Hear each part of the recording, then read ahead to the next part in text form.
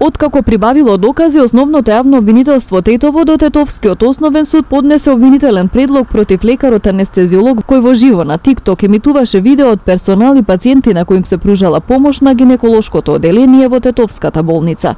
Со тоа тој ги повредил нивните права. Анестезиологот се товари за 2 кривични дела: несовесно работење во службата како и невластено снимање.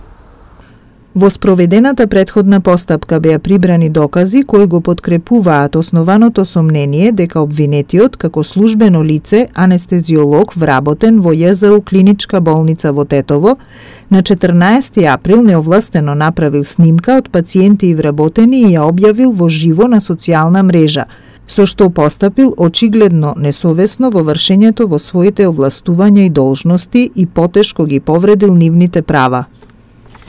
Јавниот обвинител до Основниот суд во Тетово достави предлог за продолжување на претходно определената мерка притвор за обвинетото лице. Инаку лекарската комора поведе постапка за времено одземање на лиценцата за работа на анестезиологот, кој доби отказ. И министерот Меджити и од раководството на болницата изјавија дека имаат непотврдени информации за негово претходно несовесно однесување на работното место, но за тоа немало поведено постапка, затоа што во болницата немало дисциплинска комисија.